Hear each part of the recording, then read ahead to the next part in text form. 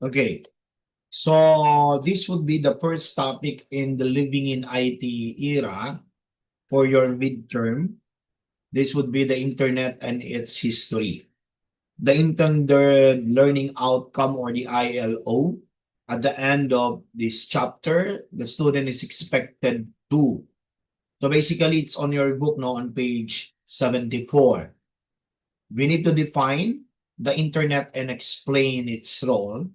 Then we need to learn about the history of the internet. Then we need to identify the significant milestone in the history of the internet. And we need to analyze the growth of the social media. So let's summarize things up for this topic. Well, the internet, or we call it the interconnected network, it was being developed in the 1960s.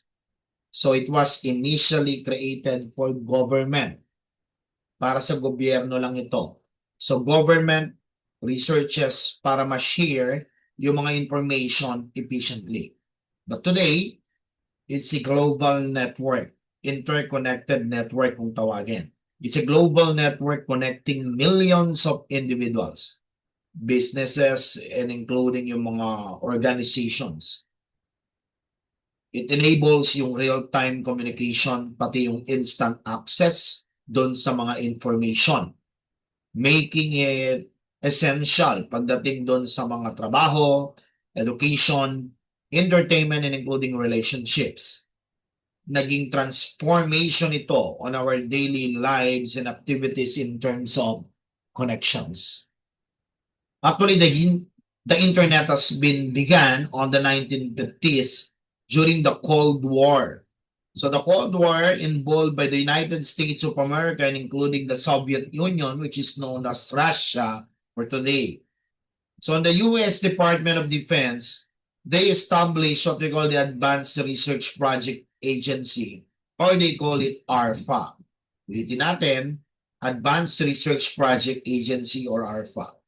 This is to ensure yung technological advancement ay maging improvement. Dati kasi, ang labanan ng mga malalakas na bansa na ito ay yung mga palakasan in terms of technological advancement. Si ARPA, it was being funded as study. Nagsimula lang to as a research study in 1965 na naglilink ang mga computers for scientists para makolaborate ang important project na ito. In 1969, ARPANET emerged. So during that time, 1969, yung tinatawag nating Advanced Research Project Agency, nagkaroon ng network, ARPANET. It has been emerged as the first operational network to successfully link computers across yung mga multiple locations. Nakakapag-demonstrate din to specifically yung geographically na disperse yung mga computers that could exchange data in real time. Actually, this is the groundbreaking achievement facilitated by communications and data sharings among those researchers that proving the computers that could communicate, no? Marking and the groundbreaking of the what we call the advancement of the modern internet. Okay. So, nagsimula naman kasi talaga ang internet during the MILNET kung tawagin. It is a military network. Then the ARPANET came out. ARPANET, a military tool na na-evolve into a modern internet in the late 1980s. Yung mga researcher nag-develop ng protocol that includes yung tinatawag nating nandyan, Transmission Control Protocol and Internet Protocol. We call it the TCP/IP, and we call it the backbone of the modern internet architecture. So that's why this ARPANET became accessible para sa mga researcher, schools, and including government. And in 1986, during that time in 1986, yung National Science Foundation, or we call it NSF, has been linked into 5 supercomputer centers to form yung tinatawag natin ngayong NSF Net, or we call it the National Science Foundation Network.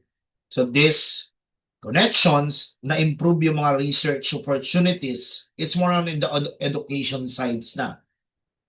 Bukod doon, it facilitate the opportunities during that time, no, in terms of connection na improve yung mga tinatawag nating researches, pati na rin yung education sectors. Then yung CERN, lumabas yan at nilaunch niya yung tinatawag nating triple W, or we call it the World Wide Web, making all the internet accessible para sa lahat. ARPANET, founded in 1965, it was the first operational network that has been successfully linked towards across multiple locations. Sa madaling salita, it always started with the military net, then the ARPA project became the ARPANET, and then become a foundation for the NSF, become the NSF Net, until the CERN established what we call right now the triple W, or the World Wide Web. On 1994, Yahoo was launched. This is a major online directory kung tawagin. When we're talking about online directory, it's more on the sorting for storage.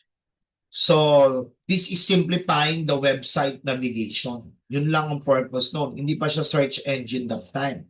So, si NSFNet nag-transition from a research network to a commercial platform in 1995. It enabled commercialized content sharing. So, si Netflix, in 1997, inintroduce niya yung mga tinatawag nating DVD rentals. So dati, si Netflix ay DVD rentals, katumbas to ng Video City na nandito sa Pilipinas. Nagpaparent sila ng mga CD and DVD. Those are compact disc and digital video disc. Kala nyo kasi si Netflix ngayon lang nag-exist. Hindi po. Matagal na si Netflix sa States. Yun nga lang, mga naging streaming videos, yun ang binabayaran natin for subscription details na.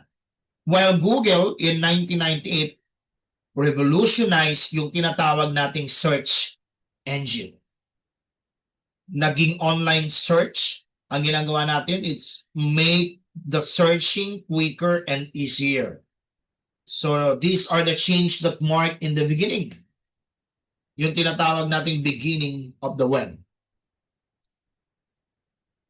Now, yung rise of the social media, it has begun in 2004. But basically, there is a social media, we call it, that it's an online directories for those who are using the social media. We call them Friendster. Pero basically, si Friendster nawala during 2004 because pumasok si Facebook. Si Facebook was been launched in 2004. So this has been revolutionize yung communication by allowing yung users para mag-create ng personal profiles at makapag-share ng updates. Pumasok din si YouTube. Si YouTube during 2005. So this is a media consumption by allowing us, no, for easy video uploads and global sharings. So we can watch some shorts or including the long videos has been uploaded. Then, Twitter has born. Twitter was born in 2006. In 2006, it was been introduced. Brevity in terms of communication. Na-popularize yan in real-time concise messaging called tweets. So, doon pumasok yung mga tinatawag nating tweets. Na-reshape yung mga public discourse at na-poster yung mga global conversation because of these Twitters. Okay? Hanggang nagkaroon na ng mga Instagram and so on and so forth. In 2010, social media platforms like yung mga Pinterest and Instagram, it has been transformed on how people interacted and share their lives online. Na-influence ang communications, pati na rin yung entertainment. The internet initially developed as ARPANET lang, tanda natin.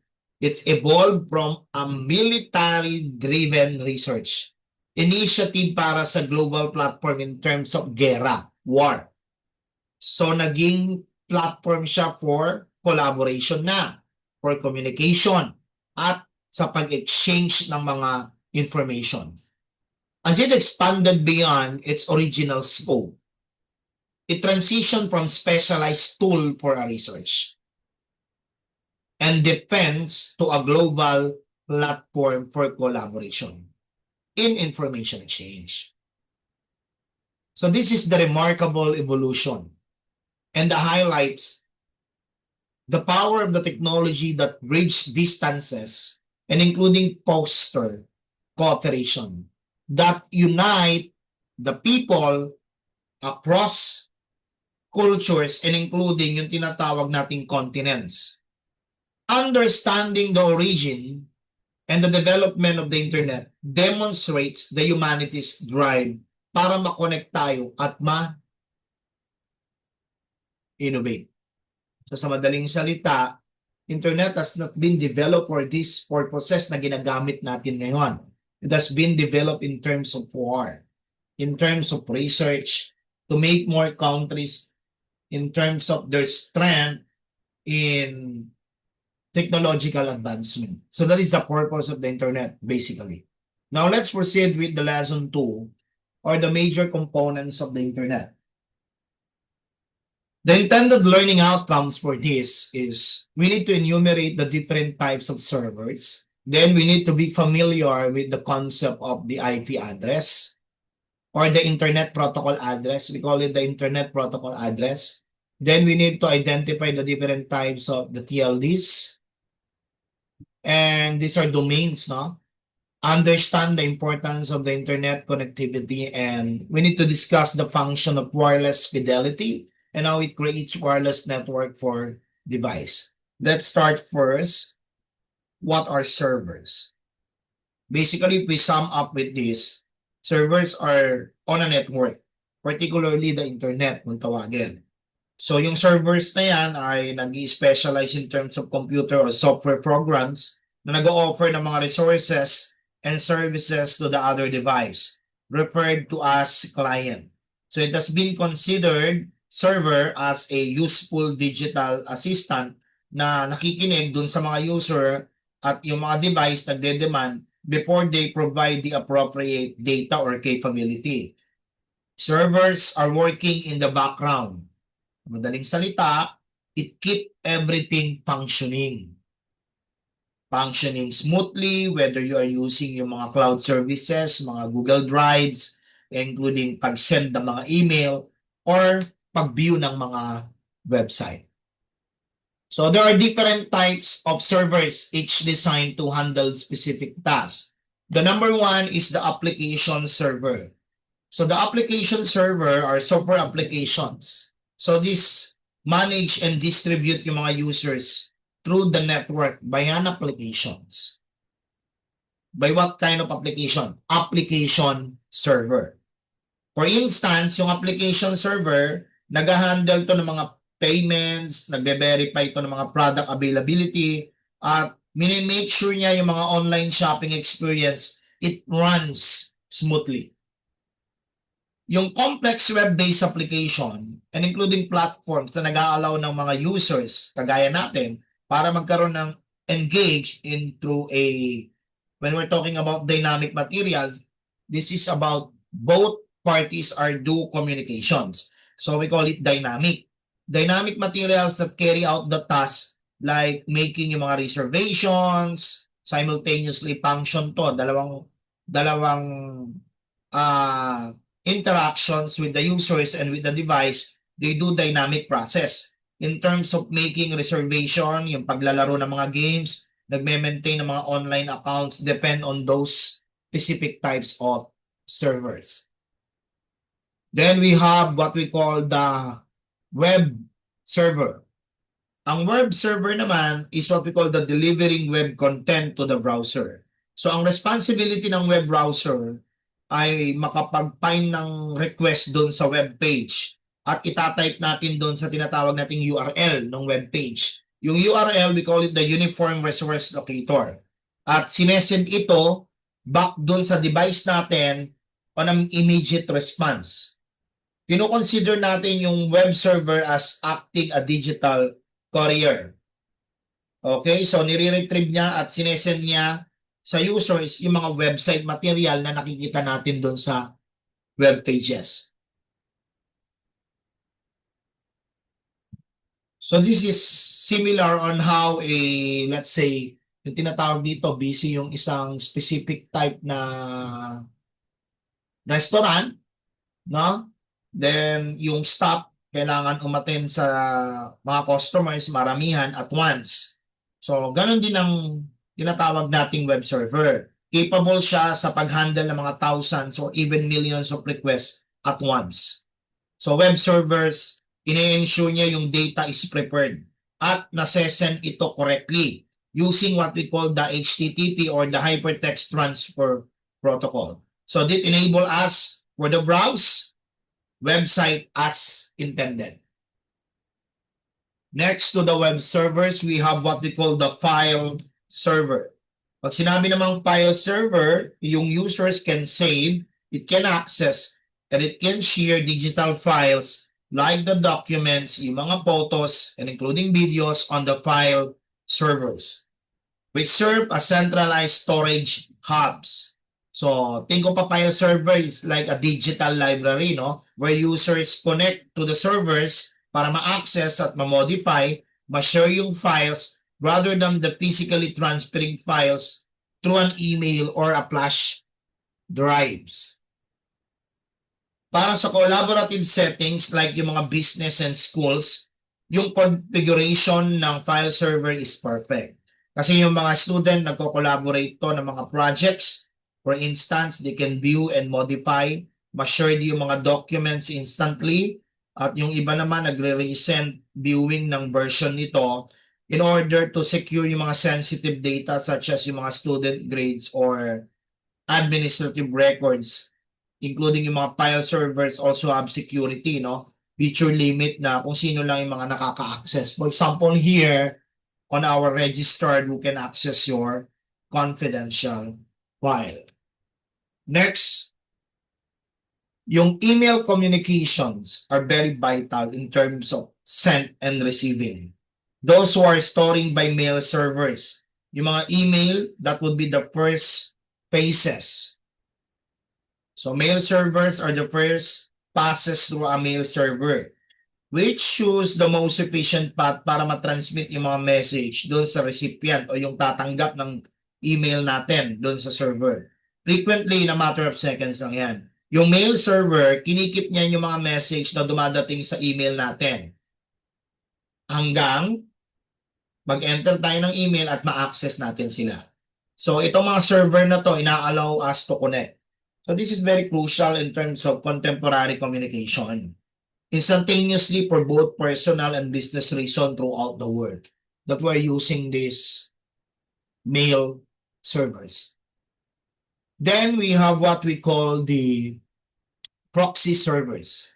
Ang proxy servers are, we call it the mediator.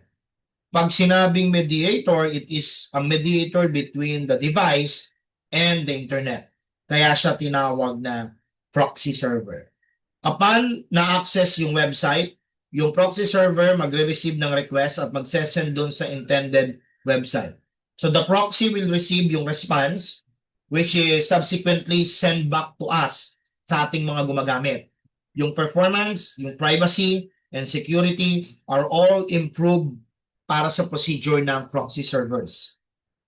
Then, yung IP address or yung internet protocol address, naka-hide doon sa proxy servers. Ino-offer sa atin ito yung privacy at defense para doon sa mga internet monitoring or let's say suspicious users. Additionally, they employ caching para ma-save yung copies ng mga websites that are often na-access na para mas mabilis natin ma-load to at less data consumption pagdating sa internet usage. So that's one thing about good about the proxy servers.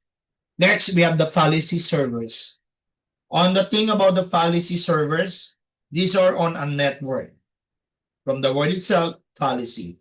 So fallacy servers, nag-i-impose siya ng restriction. Kaya nga may policy, may restriction on who is allowed para makapag-access on particular files, programs, pati mga services. They are particularly crucial in terms of settings like yung financial organization, mga hospital, including schools where private information needs to remain secure. Yung teachers may be able to read the student records on a school fallacy server, for example. Pero yung mga parent and student, hindi naman makakapag-enable ng access yan para sa mga private information. Yung mga policy server kasi nag-a-assist sa pag-protect ng mga sensitive data at mag-guarantee natin yung mga tinatawag natin privacy requirements. Then, ikinokontrol niya rin yung mga permission at pag-implement ng mga tinatawag nating security policy. Now we do have here the additional key concepts for the internet. Let's start with the IP address. IP address, or we call it the Internet Protocol address, this is a unique numerical label.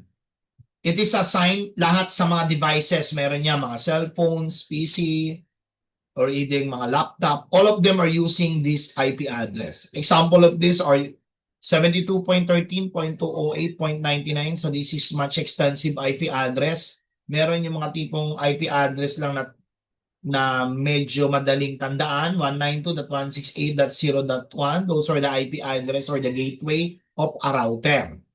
So ang IP address is very vital because this ensures yung mga information na send over the internet para ma-reach out yung tamang destination. Then we have the web browsers. Yung web browsers naman are the gateway to the internet. So alam niyo naman siguro ang browsers like yung Google Chrome, Mozilla Firefox, Safari, Microsoft Edge, marami yan. So we call it the web browsers. Those are the browsers that interact with the content of the internet with the use of the www. Then we have the DNS. And DNS, we call it the domain name system. So this is what we call the internet's phone book. When we're talking about the phone book, this is where the human-friendly domain names nababasa ng tao at alam kung saan hahanapin ni DNS doon sa cyberspace. For example, www.wikipedia.org. So this is a numerical IP address. Pero yung computer, para madaling mahanap, tinatype natin into a human-friendly domain, into abbreviations ng tinatawag nating English words.